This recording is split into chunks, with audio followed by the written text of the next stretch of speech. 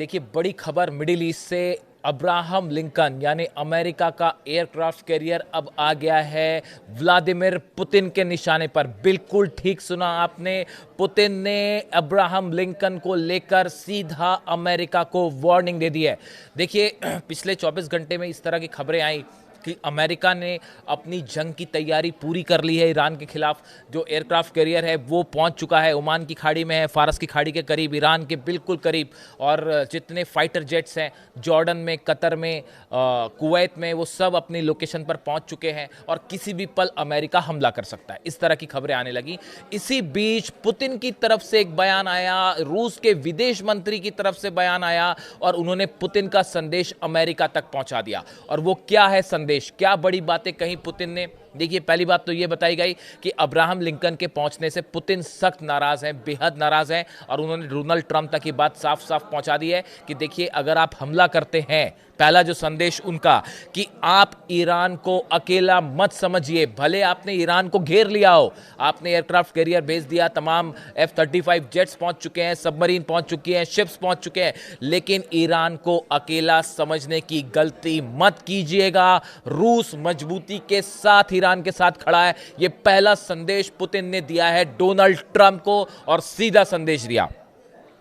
दूसरा बड़ा संदेश जो उन्होंने दिया है, उनकी तरफ से यह कहा गया, जो विदेश मंत्रालय के प्रवक्ता हैं दिमित्री पेस्कोव, इनकी तरफ से यह बात कही गई कि मिडिल ईस्ट में आज जो हालात हैं उसके लिए अमेरिका जिम्मेदार है। जो स्थिति आज बनी हुई है मिडिल ईस्ट में, जंगी हालात हैं, इसके लिए अमेरिका जिम्मेदार है। उसके अलावा जो तीसरी बात कही गई और सबसे इंपॉर्टेंट बात, कि अगर आपने हमला किया ईरान पर, अमेरिका ने अगर हमला किया, तो नतीजा होगा अनस्टॉपेबल एस्केलेशन, यानी हालात इतने बिगड़ जाएंगे कि जंग रोकना मुश्किल हो जाएगा। इस अनस्टॉपेबल एस्केलेशन का क्या मतलब है? मतलब यह है कि इतनी ज्यादा जंग बढ़ जाएगी कि वो फिर कंट्रोल नहीं हो पाएगी। इसका मतलब यही है कि अगर आपने ईरान पर हमला किया तो रूस इस बार ईरान की मदद के लिए जंग में कूद पड़ेगा। ये संदेश जो है, इस तरह का संदेश पुतिन की तरफ से दे दिया गया है अमेरिका को, डोनाल्ड ट्रंप को। देखिए, कल शाम के जो करीब 5-6 घंटे थे, उसमें अचानक इस तरह से खबरें चल पड़ी कि बस अब स्ट्राइक हुई, तब स्ट्राइक हुई, ईरान पर अब हमला हुआ, तब हमला हुआ। इसी बीच आप टाइमिंग देखिए, इसी बीच पुतिन का संदेश आ गया और उन्होंने कहा, एक बार सोच लीजिए हमला करने के पहले कि आप शुरुआत तो कर देंगे, लेकिन उसके बाद जो मिडिल ईस्ट में आग लगेगी आप उसको बुझा नहीं पाएंगे। अगर आप सोचते हैं कि सिर्फ पिछली बार की तरह ईरान पर हमला करेंगे और आपके फ्लाइट्स निकल जाएंगी वापस, फाइटर जेट्स, और जंग वहीं के वहीं खत्म हो जाएगी, तो ऐसा नहीं है। एक लंबी जंग छिड़ेगी और हालात इतने बिगड़ जाएंगे कि पूरा मिडिल ईस्ट जलने लगेगा। ये संदेश पुतिन की तरफ से दिया गया। देखिए, पिछले कुछ दिनों में जो डेवलपमेंट्स हुए, ये क्यों कहा जा रहा है बार बार कि रूस इस बार जो है वो ईरान की पूरी मदद करेगा, और अमेरिका भी इस बात को जानता है। जिस तरह से ईरान ने आईसीबीएम टेस्ट किया, और आईसीबीएम टेस्ट करने के लिए पुतिन ने अपना एयर स्पेस दिया, रूस का एयर स्पेस दिया, और उसको क्रॉस करते हुए 7,000 किलोमीटर का ट्रेवल करते हुए डिस्टेंस आईसीबीएम जो है वो साइबेरिया में जाकर गिरी।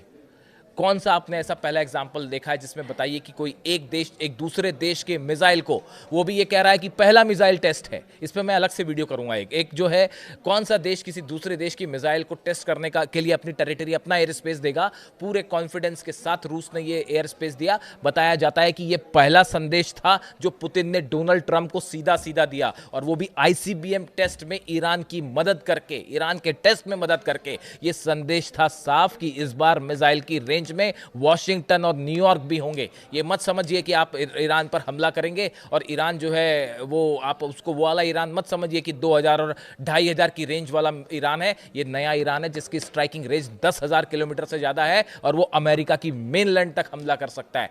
ये संदेश था जो रूस की तरफ से और ईरान की तरफ से अमेरिका को दिया गया। ये पहला मौका था जब बिना एक शब्द कहे पुतिन ने यह बात जता दी थी साफ साफ कि हम ईरान के साथ खड़े हैं, ये आईसीबीएम टेस्ट के दौरान। और अब जो है ये कहा जा रहा है, जब इस तरह की खबरें आई कि कभी भी स्ट्राइक हो सकती है, ठीक इसके पहले पुतिन का बयान आया और उन्होंने साफ कह दिया कि ईरान को आप अकेला मत समझो, हम साथ में खड़े हुए। अब देखिए, एक बात ये भी बताई जा रही है कि अब्राहम लिंकन एयरक्राफ्ट कैरियर जब आया, तो इस हालात पर, इन पूरे हालात पर रूस और चीन के बीच में एक बार फिर बड़ी बैठक हुई और स्ट्रेटेजिक ये तय हुई कि भाई आगे अब इसको कैसे निपटा जाएगा इन हालात में। एक तो स्टीव विटकॉफ है, स्टीव विटकॉफ जो कि करीबी हैं, डोनाल्ड ट्रंप के एनवॉय हैं, वो लगातार सबके संपर्क में हैं। वो रूस के भी संपर्क में हैं, चीन के भी संपर्क में हैं, ईरान के विदेश मंत्रालय के संपर्क में भी हैं, और लगातार एक बैकडोर से इस तरह की भी कोशिश हो रही है किसी तरह से कि भाई जंग जो है वो किसी तरह का समझौता हो जाए। लेकिन समझौता कैसा हो? जो शर्त अमेरिका ने रखी है, डोनाल्ड ट्रंप की शर्त है कि आप अपना एनरिच यूरेनियम जो है वो आपको छोड़ना पड़ेगा। अब आप सुनिए, ध्यान से समझिए इस बात को। डोनाल्ड ट्रंप ने पहले कहा था कि हमने ईरान के तीनों परमाणु ठिकाने जो है वो तबाह कर दिए, ऑब्लिटरेटेड वर्ड का इस्तेमाल किया था, पूरी तरह से तहस नहस कर दिया है। और अब कह रहे हैं कि जो एनरिच यूरेनियम है वो आपको छोड़ना पड़ेगा। यानी कि आप पहले या तो गलत बोल रहे थे या अब गलत शर्त रख रहे हैं। जब एनरिच यूरेनियम ईरान के पास है तो फिर पिछली बार तबाह क्या किया था? कुछ नहीं तबाह किया था, वो सबका सब गायब हो गया था वहां से। तो वो कह रहे हैं कि आप एनरिच यूरेनियम छोड़ दीजिए, जिसके लिए ना अली खामनी साहब तैयार होंगे ना ईरान तैयार होगा। आप कह रहे हैं कि आप मिसाइल प्रोग्राम रोक दीजिए, long range ballistic missile Iran रोक दे, इस बात के लिए IRGC तैयार नहीं होगी, ईरान तैयार नहीं होगा, अली खामनी साहब तैयार नहीं होंगे, ईरान की जनता तैयार नहीं होगी। ऐसी सूरत में आप कह रहे हैं कि आप किसी तरह का यूरेनियम एनरिचमेंट ही मत करिए, पूरा जंग इसी के लिए छिड़ी हुई है, और ईरान कह रहा है हम संप्रभु देश है, हम क्यों छोड़ दें एनरिचमेंट। तो ये 3-4 जो शर्तें रखी है अमेरिका ने, जिसको लेके स्टीव विटकॉफ कोशिश कर रहे हैं, लेकिन ये कतई मंजूर नहीं है, किसी को मंजूर नहीं है, ना ईरान को मंजूर, ना रूस को मंजूर, ना चीन को मंजूर। तो ये किसी सूरत में इसको लेकर जो है वो सहमति नहीं बन पाएगी। अब आप देखिए, हमले करने से रूस और इस पूरे क्षेत्र में रूस की क्या भूमिका होगी और क्या असर पड़ेगा। अगर अमेरिका ईरान पर हमला करता है, यूक्रेन से जंग खत्म होने की जो थोड़ी बहुत संभावना है वो भी हमेशा के लिए खत्म हो जाएगी।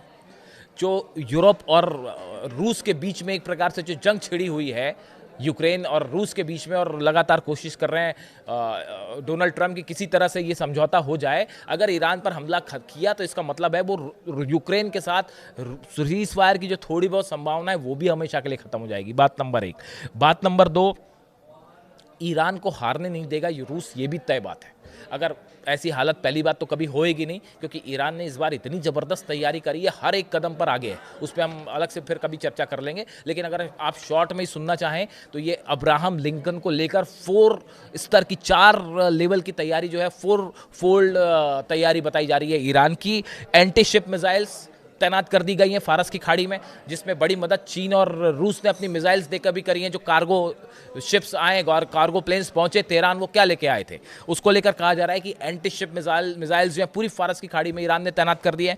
उसके पीछे जो है जितनी सबमरीन्स हैं, फतेह सीरीज़ की और गदीर सीरीज़ की, वो सबमरीन सब फारस की खाड़ी के लिए निकल गई हैं और बहुत ही कम डिस्टेंस पर खड़ी हैं एयरक्राफ्ट कैरियर के सामने। इसके अलावा फतेह 2 100 से ज़्यादा, मैं बता चुका हूँ आपको, 100 से ज़्यादा फतेह 2 मिसाइल्स जो हैं उसका निशाना ही सिर्फ अब्राहम लिंकन है।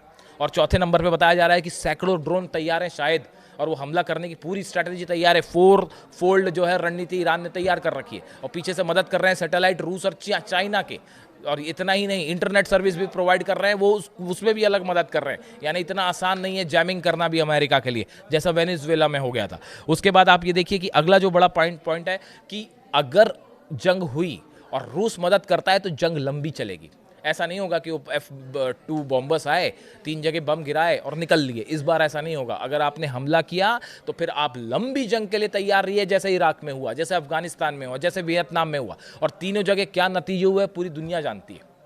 तो रूस का इन्वॉल्वमेंट मतलब लंबी जंग देखिए चल रहा है यूक्रेन के साथ अब भी, और उलझे हुए हैं वहाँ सब के सब। वैसे अमेरिका भी उलझ जाएगा एक और जंग में। चौथी बड़ी बात, अमेरिका अपने ग्राउंड ऑपरेशन के लिए तैयार नहीं है, अपने सैनिक भेजने के लिए तैयार नहीं। कैसे तैयार हो? सामने 5 लाख IRGC के सैनिक खड़े हुए हैं, सेना के IRGC के 5 लाख सैनिक खड़े हुए हैं सामने। कैसे ग्राउंड ऑपरेशन कर लोगे आप? कहाँ से ग्राउंड ऑपरेशन कर लोगे? और बिना ग्राउंड ऑपरेशन किए सत्ता परिवर्तन भी इम्पॉसिबल है, बहुत मुश्किल है। वो खुद CIA और मोसाद की रिपोर्ट्स ये बता रही हैं कि जो सत्ता परिवर्तन की कोशिश थी वो नाकाम साबित हो रही है। तो ग्राउंड ऑपरेशन किए बिना किसी देश पर कब्जा जमाना इम्पॉसिबल, असंभव सी बात है। और ईरान वैसे ही सरेंडर करने को तैयार नहीं है। ईरान ने तो अपनी इतनी लंबी तैयारी कर रखी है कि जंग शुरू हुई तो पता नहीं कहाँ कहाँ, मतलब आप ये मान के चलिए, एक्सपर्ट्स ये बता रहे हैं कि अगर हमला होता है तो आप देखिए 5-6 बेसेस तो अमेरिका के जो हैं वो उस पर इतना भीषण हमला होगा जो इतिहास में कभी नहीं हुआ, और रोकना मुश्किल हो जाएगा मिसाइल्स को। तो आप ये देखिए अलग। इसके अलावा डोनाल्ड ट्रंप के कुछ करीबी जो एडवाइजर्स हैं उन्होंने ये भी सलाह दी है कि आप फुल फ्लेजेड वॉर मत करिए, ईरान के कमांडर्स कमांडर्स को निशाना बनाइए, जैसा पिछली बार इजराइल ने किया था। इस बार उसके लिए ईरान तैयार है, बार बार एक जैसी गलती नहीं होती, तो ईरान उसके लिए भी तैयार है कि अपने कमांडर्स को कैसे बचाना है। और अगर किसी कोई कमांडर शहीद भी होता है तो उसके बदले कौन टेक ओवर करेगा वो नाम भी अभी से तय कर दिए गए, यानी उससे जंग पे कोई फर्क नहीं पड़ने वाला, उसकी भी तैयारी हो चुकी है। और देखिए सबसे अहम बात कि इन पूरे हालात के बीच में ईरान ने अमेरिका के हर धमकी का जवाब एक कदम आगे बढ़ के दिया है।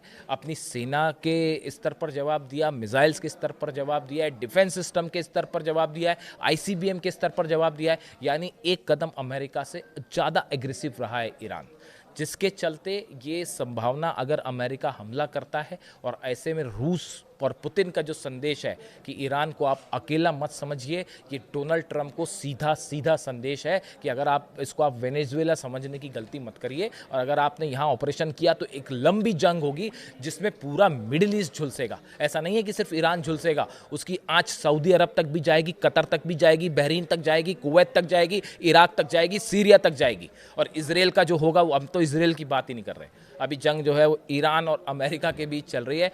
इसराइल तो अभी पीछे छूट चुका है, वो तो 2000 किलोमीटर वाली मिसाइल संभाल लेती है, यहाँ बात अब 10-10 और 7 और 10,000 वाली रेंज की बातें हो रही हैं। तो इसराइल अभी उसको आप छोड़ दीजिए, वो तो जो होगा सो होगा, वो तो उसको बड़ी कीमत चुकानी ही पड़ेगी। तो इसीलिए व्लादिमीर पुतिन का ये संदेश साफ है कि अमेरिका को कि आप हमला करना है अगर तो 10 बार सोच लीजिए, क्योंकि ईरान अकेला नहीं है, और ये बड़ा संदेश है। इससे जुड़ा जो भी अपडेट होगा आप तक पहुँचाऊँगा। Thank you so much.